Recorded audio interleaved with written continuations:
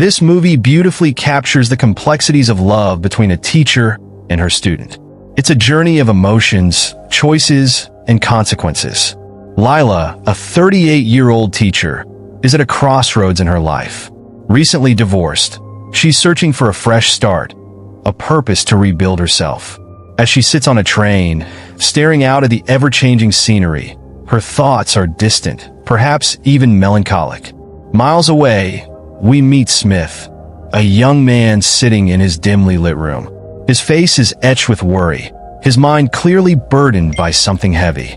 Lila arrives at her new school, greeted warmly by the principal, who introduces her to the staff. The building is buzzing with energy, but Lila's calm demeanor sets her apart. She's soon handed her schedule and informed about the class she'll be teaching. Coincidentally, it's the class Smith belongs to. Their first meeting is uneventful, almost forgettable. Smith keeps to himself, his gaze fixed on the desk. He doesn't speak or participate, and Lila, still adjusting to her new role, doesn't push him. Later, we're introduced to Smith's world, a household riddled with tension. His parents are overly protective, scarred by the mistakes of his older brother, who is in jail for smuggling. They're terrified Smith might follow the same path. In desperation, they keep moving him from one school to another, hoping it'll spark a change. But Smith feels trapped, misunderstood, and tired of their relentless worry. One night, frustration boils over. Smith sneaks out and begins dabbling in the very activities his family fears. He starts running small errands in the drug trade, not for himself, but to support his younger sister's education. His parents can't afford to give her the future she deserves, so Smith takes it upon himself, even if it means walking a dangerous path. The next day at school, Lila is focused on her responsibilities, paying little attention to Smith, who continues to blend into the background. After class, she's approached by Andrew, the school's salsa coach and social butterfly.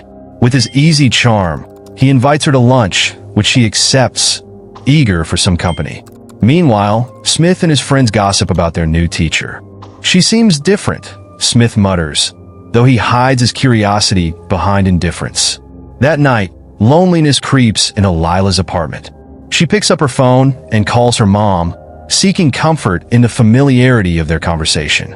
Across town, Smith comes home late, his mother waiting anxiously by the door. She pleads with him to cut ties with his troublesome friends, her voice filled with worry. But Smith, feeling cornered, lashes out and storms to his room, slamming the door shut. The following day, Smith hesitantly approaches Lila after class. "Can you help me with my essay?" he asks. Lila's eyes light up, surprised but pleased. "Of course," she replies. "What's the topic?" Smith hesitates, his guard going up. "It's personal," he mutters, avoiding her gaze. Lila, sensing his discomfort, tries to ease the tension. "Well, if you ever feel like asking me anything, I'm here," she offers. But Smith simply nods and leaves. As Lila watches him walk away, she considers following, worried he might be upset. But before she can, Cheyenne, a fellow teacher, pulls her aside. "Don't waste your time on students like him," Cheyenne warns. "They're a lost cause." Lila, undeterred, responds with quiet determination. "Every student deserves a chance. I believe in them." The next day, Lila reviews her students' files, hoping to learn more about Smith. She discovers he's been expelled from multiple schools for fighting. This newfound knowledge only deepens her curiosity. She decides to hold a poetry session in class, encouraging students to express themselves. When it's Smith's turn, his words captivate the room. His poem is raw, poignant, and deeply personal. Lila finds herself drawn in, her emotions stirred in ways she doesn't fully understand. After class, she stops him. "That was beautiful, Smith. You should share those feelings more often." "It might help," she says softly. But Smith, ever guarded, shrugs and leaves. Later that evening, Lila returns home to find divorce papers waiting for her. Her ex-husband has already signed them. She stares at the papers for a moment, then sets them aside, feeling a familiar ache in her chest. A few days later, Andrew invites her to dinner. Lila hesitates, but eventually agrees. That evening, they dance and laugh, and for a moment, Lila allows herself to relax. Unbeknownst to her, Smith sees them from a distance. His expression is unreadable as he watches her move gracefully across the floor. The next day, Lila notices Smith lingering after class. "Are you feeling okay?" she asks. Smith, attempting to lighten the mood, jokes, "I drank too much last night." Lila's eyebrows shoot up. "What?" she asks, half laughing. Smith smirks. "I saw you at the bar last night." Lila bursts into laughter. "Let's keep that between us, okay?" she says, her tone playful. That night, Lila receives an unexpected visitor. Smith stands at her door, his face bruised and battered.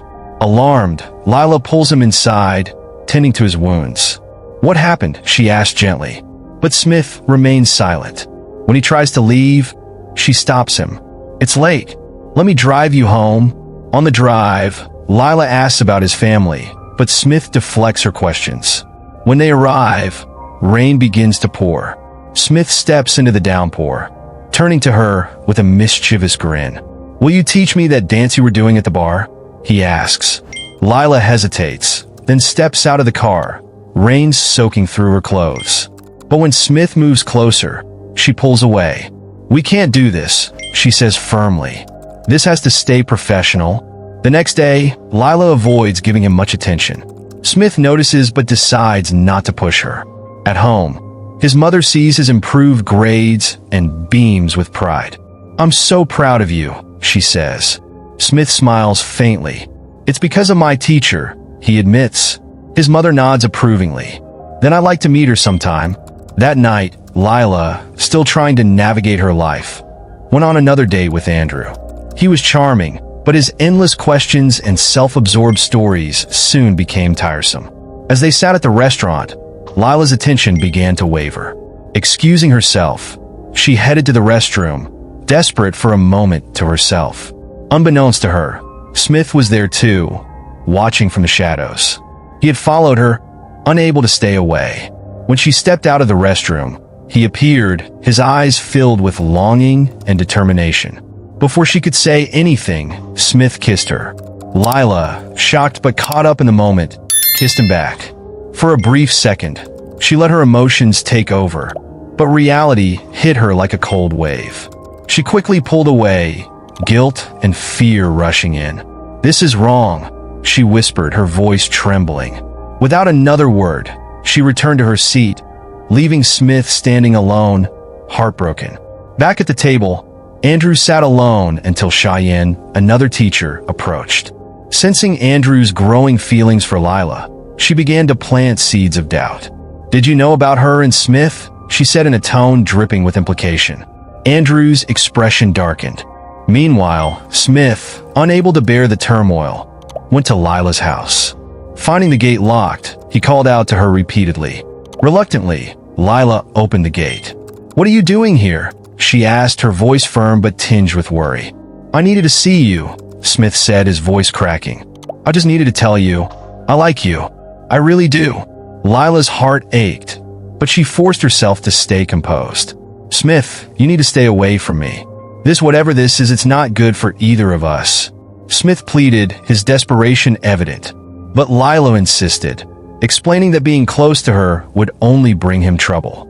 Despite her resolve, the emotions between them were undeniable. Eventually, they gave in to their feelings, sharing a moment of vulnerability and passion. By morning, Lila's guilt resurfaced. She asked Smith to promise he wouldn't tell anyone about what had happened between them. Smith reluctantly agreed, his eyes filled with sadness. At school, Lila sat alone in the teacher's lounge, trying to bury her guilt. Sean approached her with surprising news. She and Andrew were now dating. Lila mustered a smile and congratulated her, even though her heart felt heavier than ever. Meanwhile, Smith, needing money, borrowed from his smuggler friends. He returned to school and spotted Lila talking to Andrew. Andrew casually asked about her mother, his tone suggesting he still had feelings for her. Smith watched as Lila left with him, jealousy burning in his chest. Later in class, Smith surprised Lila with a gift, a delicate gold chain he bought with the borrowed money. Lila was touched, but her heart sank when Smith proposed to her. She didn't answer, simply smiling to avoid making things worse. When Smith leaned in to kiss her, she stopped him, reminding him that they needed to keep things normal at school. Despite the boundaries she tried to set, their relationship grew outside of school. They spent time together, laughing, eating, and sharing dreams. One day, they decided to take a trip out of the city. During the trip, Smith opened up about his family, sharing the pain and struggles he had never voiced before. But reality caught up with them. Upon returning home, Smith's smuggler friends confronted him about the money he owed. They gave him an address to deliver goods, but Smith, determined to leave this life behind, couldn't bring himself to tell them no.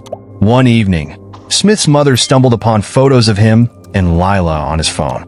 Unaware of Lila's profession, she was thrilled to see her son happy. But everything changed during a school meeting. As Lila mingled with parents, Smith's mom recognized her. The realization hit like a thunderclap. Furious, she confronted Lila. "You're supposed to be his teacher. How dare you waste his time instead of helping him?" she yelled. Lila tried to explain, but Smith's mom cut her off. "Stay away from my son, or I'll expose everything." She stormed off just as the principal arrived. Lila, panicking, lied, saying Smith's mom was just in a hurry. At home, Smith's mom confronted him. "This needs to stop. She's your teacher," she shouted. But Smith, defiant, replied, "I love her, and I'll do anything for her."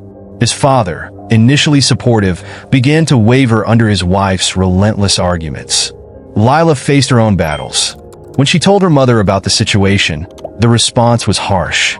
"You've ruined your life," her mother said coldly. Lila's brother, equally unforgiving, left her feeling completely alone. Smith visited Lila's house again, begging her not to push him away. After a heated argument, he left, but later that night, he returned, leaving a note that simply read, "Sorry." Lila opened the gate to find him standing there with flowers. They spent the night together, but by morning, Lila insisted they needed to think rationally. At school, Andrew saw them talking and grew furious. Fueled by jealousy, he confronted Lila that night while she was working late. In a shocking and despicable act, he forced himself on her. When Smith saw her bruised and shaken, his anger exploded. The next day, unable to contain himself, Smith attacked Andrew at school, leading to police intervention. Smith was arrested, leaving Lila devastated. When Smith was released, Lila waited outside, but his mother intercepted him, taking him away. Lila, heartbroken, decided to confront Andrew. She arranged a meeting and revealed she had footage of his assault. "Drop the charges against Smith, or I'll expose you," she said. Cornered, Andrew complied, but the damage was done. Days passed without Smith attending class. Lila, overwhelmed with guilt, decided to leave the city. As she packed, Smith showed up, tears streaming down his face. Upon seeing her bags, he fell to his knees. "Please don't go," he begged. Lila, choking back tears, explained, "You have a bright future, Smith. You need to focus on that." Despite his pleas, she had made up her mind. Smith returned home, broken. His mother consoled him, saying, "Heartbreaks happen. You'll survive this." Meanwhile, Lila revisited the poetry that had first sparked their connection. She cried as she read the words, feeling the weight of their unfinished story. Sometimes, life doesn't give us the perfect ending. Some relationships remain incomplete. One on the